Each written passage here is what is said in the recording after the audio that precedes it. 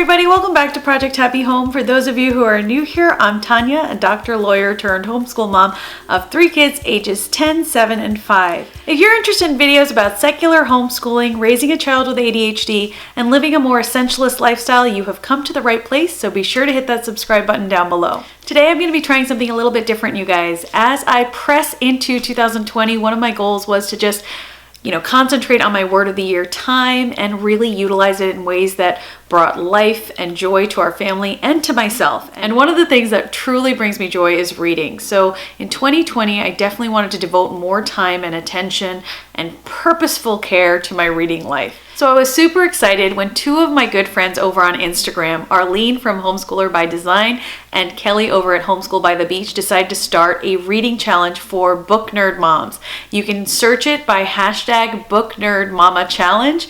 And they started this challenge so that every one of us would devote at least 20 minutes a day to reading. If you follow that hashtag on Instagram, you'll see that other moms have created great resources, like at Chicky and Rue has created a great little printable that you can track, your reading time every day for and things like that. I actually don't do that. I don't track my reading time every day, but I am trying to track that I have read something every day just for myself alone. Now, these books that you see behind me, I just sort of quickly grabbed. These are some of the books that I've completed in the month of January and some of the books that I'm still working on with my kids, for example. So my reading that I've completed and some of the books that I'm working on. Before I get into these books though, I wanted to share with you some of the books on Audible that I have completed this month. And if you don't find the time to read in your bedroom or in a cozy area, like your life is just too busy to settle down and read, 1, I doubt that it is. I think we can make the time. But 2, if it truly is busy and you just find yourself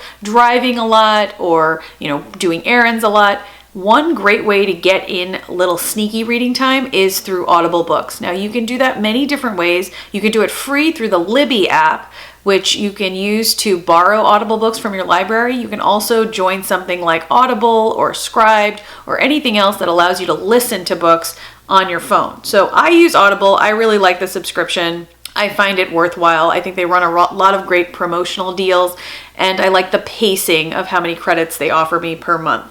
So a couple of books that I have finished recently include the Cleopatra Celine series by Stephanie Dray. Now, those were 3 books. The most recent one that I finished was the book 3 in the series, and that was Daughters of the Nile.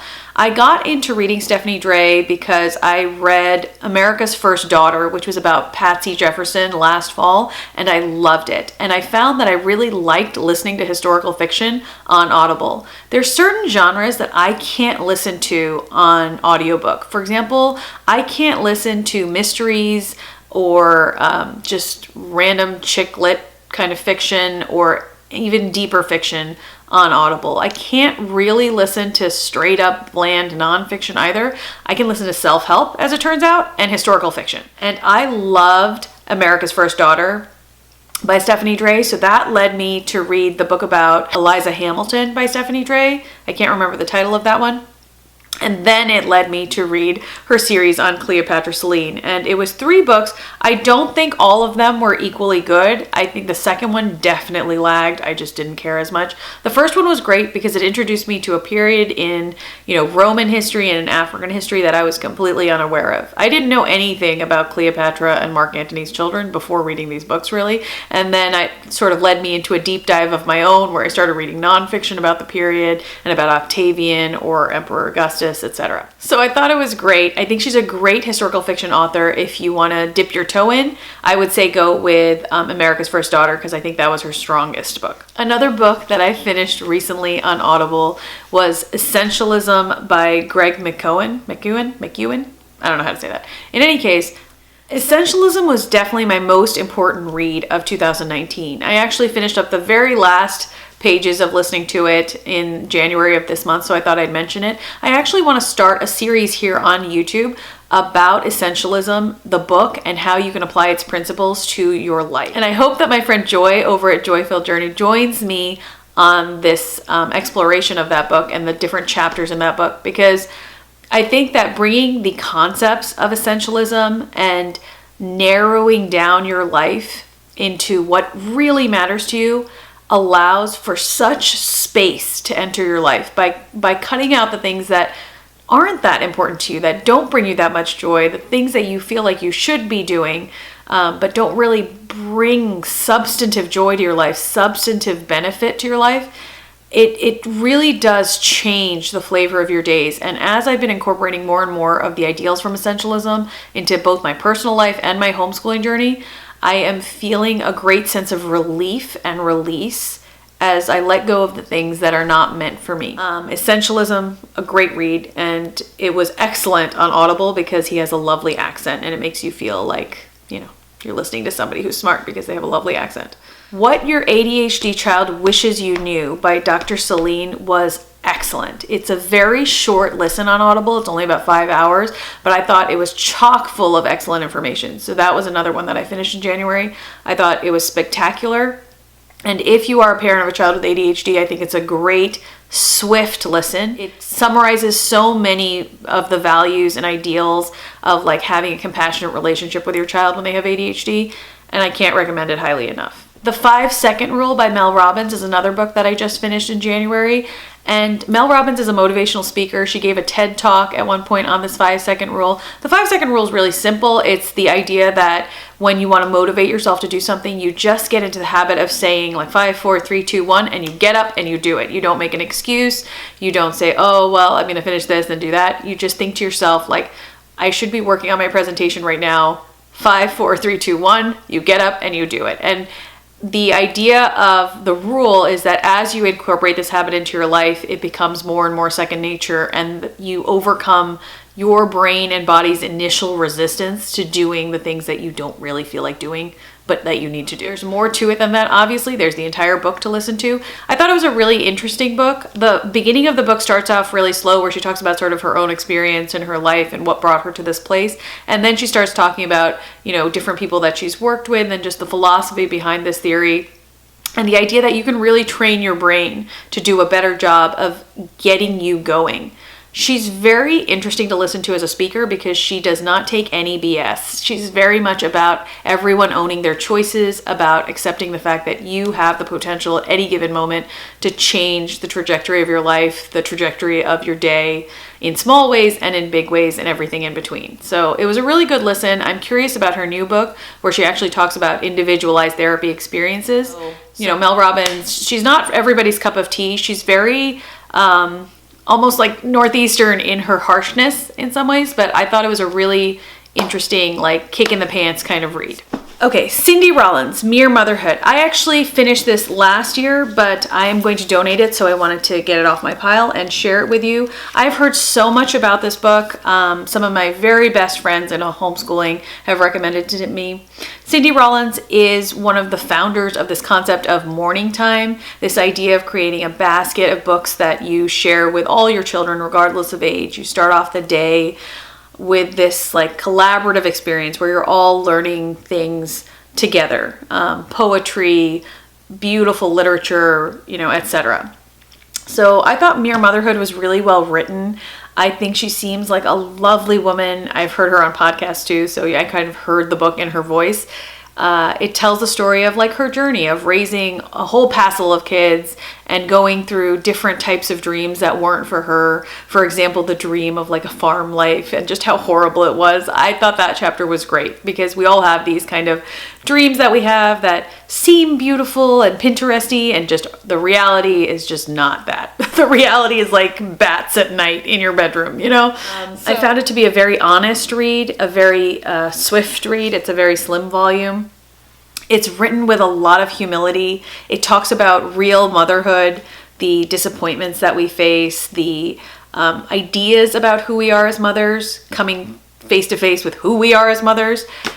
She sounded like somebody I would love to be friends with. However, I will say as a secular homeschooler or as a non-Christian, it was very Christian heavy in the sense of I think it would be more inspirational to someone who shares her faith. Let's put it that way. I didn't think it was something that you couldn't relate to if you weren't Christian, but I do think that if you are Christian, this will be a more meaningful book to you than if you're not. All in all, though, a really great and honest read about the journey through mothering and homeschooling. Introverted Mom by Jamie C. Martin. I finished this month and I loved it. I thought it was a great read. It was like a warm hug. If you are an introvert, if you feel like you should be throwing more dinners, that you should be having more friends over, that you should be going to more things, that you should be doing things with people more, that you shouldn't be so upset by noise, that you shouldn't be so sensitive about things, this might be a great read for you because you feel very validated about who you are. You know, she's very comforting about this being okay, and not only being okay, but that you bring a lot to the table as this type of mother as well. She has a lot of practical suggestions scattered through this book that I found useful. She also incorporates literary perspectives from 4 authors that you probably know really well, and that's Laura Ingalls Wilder, Louisa May Alcott, Jane Austen, and Ella Montgomery, and they were all introverts in their own right. And she takes journal entries and little excerpts from their letters and everything to share some of their introverted thoughts, how they reacted to their fame, how they reacted to events in their life. It brings a really interesting flavor to this book, which is unusual for like a quote-unquote self-help book. I loved it. Will I be keeping it? Probably not. I'll probably pass it on to one of my friends. But I thought it was a great read. Really great read if you're an introverted mom. Something Borrowed. This is a chick lit book. I am trying to read through my shelves. I had picked this up from a thrift store ages ago. This is by Emily Giffin. I had seen the movie a long time ago, and I liked the movie. I didn't love the movie. I kind of hated the book, you guys. Like, I kind of hated the book. It was really boring to me and really hard to get through and took forever for no apparent reason. It's like, yeah, it's over 300 pages. I mean, this is a bestseller. A lot of people love this book. Chick lit is not my favorite thing. I didn't find any of these characters that, like, enjoyable to, like, root for. If you've seen the movie, you know the basic premise, and it's that it opens sort of with this woman who I think is having her 30th birthday, who has an affair with a man who turns out to be her best friend's fiance. She had met him first. She had fallen in love with him first, but for many different reasons, including thinking that her best friend is like so much better than her, she never pursued it, and you know, her best friend kind of swooped in and got the guy. Either way, I thought that the themes in this book could have been explored in a much shorter fashion.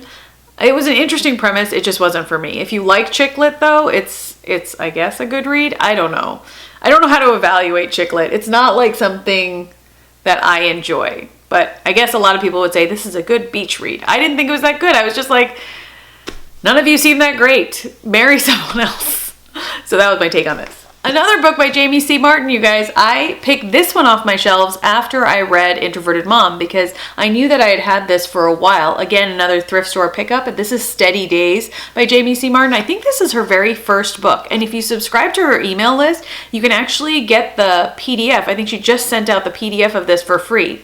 This book is really interesting. This is much more of a practical read, and I highlighted it, and I will take some notes out of it before I donate it, because it has really practical ideas about how to organize your day with children, whether you are working, whether you're homeschooling, etc. It just has a really good way of talking about rhythms and routines and a practical approach to creating a family schedule. So I really liked this book, like just as much as I liked Introverted Mom. Definitely a swifter read, definitely not as meaningful and deep, but really, really practical. So if you subscribe to her email list, maybe you can get it for free too. The Blue Castle is a lesser known book by Ella Montgomery that I adore. Now, I'm a big fan of Emily Cook, the creator of Build Your Library, and she had posted a picture of the Blue Castle like last year in the fall, and I said to myself, you know, I'm going to pick this up off my shelves. I know it's somewhere, and I'm going to read it in January. This book has always been one of my favorites from childhood. I think I read it for the first time when I was 11 or 12. I was probably a little bit young for it then, but I love it. I think it's such a beautiful, light romance. Like it's a romance, but it's about falling in love with yourself too. Like learning to value yourself above the people who might not see you for who you really are. Like this character's family does not see how amazing she is, does not value her for her individual quirks. And when she finally does leave her family and fall in love with somebody, it's because she thinks that she's dying And she's just at a point where she's like, you know what? Forget all that. Like, I'm just going to screw all that and do my own thing. And I love it. I think it's for everybody who's ever felt like they are misunderstood or they are just, you know, the black sheep or whatever. This is a superb read. It is also an entirely clean romance. So if that matters to you guys when it comes to your daughters reading things and stuff, this is definitely like, you know, falls into the category of a totally clean but very satisfying romance. Speaking of less clean romances, I'm a big fan of reading romances, you guys. I think they are the ultimate way of just getting through a book in like 1 or 2 days and forgetting about the world. And Nora Roberts is one of my favorite contemporary romance novelists. I don't really like contemporary romance, but I like Nora Roberts' writing so much that it doesn't matter to me. So they are always available at the thrift stores, so I pick up some of them. So this is a trilogy.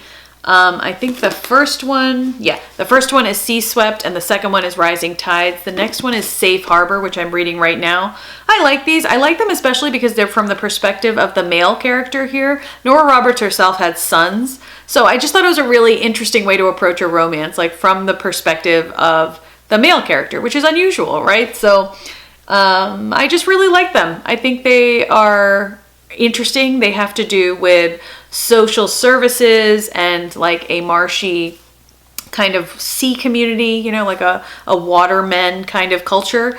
And it just introduced me to a whole new thing that I didn't know about. So as far as romances go, 2 things set this apart. 1, that it was written really well because Nora Roberts is a good author. And 2, that it was based from a male's perspective. Coming to my current morning basket for me, my mama morning basket,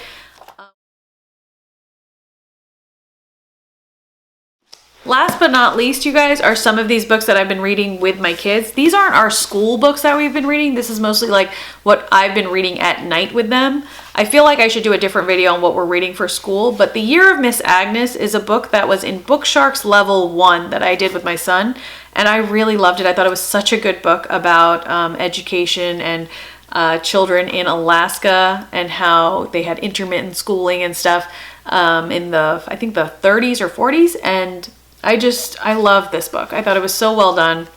And so I'm reading it to my daughter. This is our chapter read aloud. Another book that she's reading right now with me, where we switch off, where I'll read like one character and she'll read another, is this graphic novel called Princess Pink and the Land of Fake Believe. I hate this. I think it's horrible and boring, and she loves it. So she is 7. She loves it. She takes them after we finish them, and she reads them to her little sister in her bunk bed with her book light. And I think it's really important for our kids to enjoy what they're reading. So there's that. There's also Owl Diaries. Now this I actually really enjoy. This is another sort of graphic novel, but with a little bit more text in it and a little bit more complexity to the story. And I think they're great. I think they have great graphics, and she really enjoys these, and she reads them to her little sister as well. My son and I are wrapping up Percy Jackson and the Olympians. This is book 5. You know, the thing I will tell you about twaddle and stuff like that is that they can spark so much interest in your kid for the topic at hand. So Percy Jackson is not what I would call high-flying literature at all by any means. I also don't think the story and the writing is as strong as, for example, Harry Potter books, but they were really fun to read. They were really fun to read aloud with my son. Like, we got into it together, and now he knows everything about Greek mythology. He has read every single book I have on Greek mythology in the house. He has read the deeper, tomes of Greek mythology that I've only barely flipped through. He knows much more about the origin stories of several of the Greek myths than I do at this point. And I think that's why twaddle matters, because if they are interested, it will open up the doors to so many other things that they will read. Like if I, told you that my child read like this encyclopedia about Greek mythology, people might be like, oh, that's great. But then if I say, my kid's reading Percy Jackson, they're like, meh, they could be reading better things. So I'm just anti all of that. I think that your kids should be allowed to read what they want to read. I think reading books aloud with them that intersect at least a little bit with your own interests, is an excellent way to share their enthusiasm with them. So I don't have to play all the video games with him that I don't want to, but I can talk to him about all the Greek myths and read this Percy Jackson series that I never would have read on my own. Another thing that Emily Cook told me is that she counts all of these books, including the read alouds. I never did before in my reading history, but I feel like I should now, so I am. So that was my January, early February reading, you guys. I hope that was enjoyable to you. I'm sorry that I waxed on and on, but that is just my way. You guys know me by now. If you want me to continue doing this, let me know in the comments down below, and please let me know what else I should be reading. Give me some suggestions. I am trying to shop all my own shelves so that I can minimize some of my books before we move, but I just, I have so enjoyed getting back into reading. Be sure to check out my friend's reading challenge, the Booknerd Mama Challenge on Instagram. So that is Arlene over at Homeschooler by Design and Kelly over at Homeschool by the Beach. It's just a great reading challenge. You can kind of see what everybody else is reading, get lots of suggestions, and get tips and printables and all sorts of things to track your reading. So I have enjoyed it so much. And as always, you guys, thank you so much for your time. I really do appreciate that you spend some of it with me, and I wish you the very best day.